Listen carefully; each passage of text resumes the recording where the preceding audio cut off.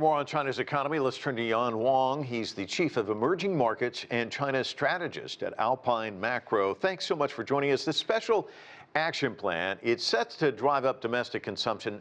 We'll get into the measures in just a bit, but talk to us about this moment in time. China, like other countries, has had to deal with COVID-19, economic setbacks that have plagued countries around the globe.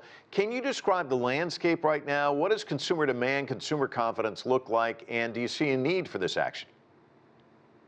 Clearly, there is a need for this action because if you look at consumer confidence, it's still quite depressed, and retail sales is 4%.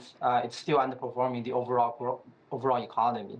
So clearly, there is the demand. There's the need for the government to really continue to support the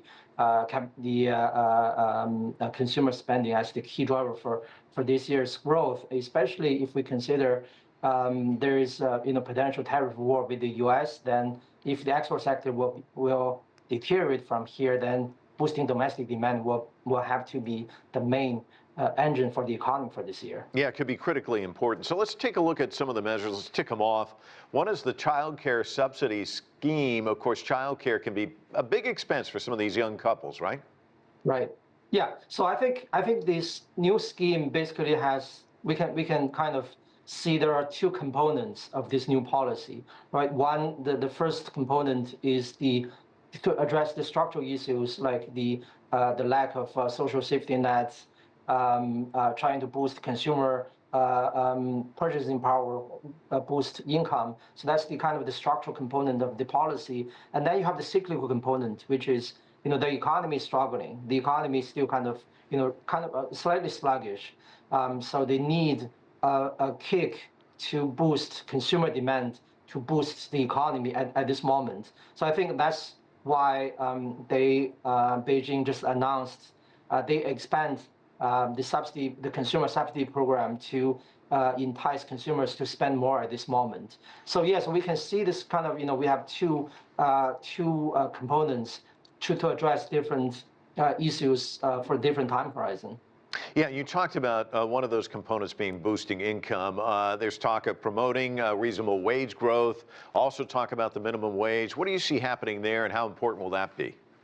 Well, I think that will be very difficult, but the problem is, obviously it's easier to say than done, right? So, obviously all governments want to boost income for workers, but if you really try to squeeze the corporate sector to increase wages for the workers, then maybe you have side effects. So I think the most important or the most effective way to boost income is to have the economy to really accelerate.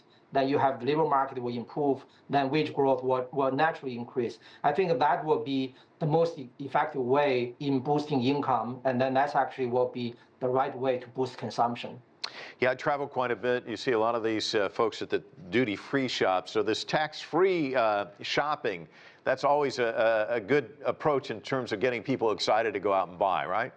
Absolutely, yeah. So that will require the government to have a bit more fiscal expenditure to basically to put more money in the pockets of consumers. Yes, I think that should be the right way to boost income, basically to reduce taxes, to reduce tariff, to boost purchasing power of consumers. Yan Wang, thank you so much for your insights. Really appreciate it. Thank you.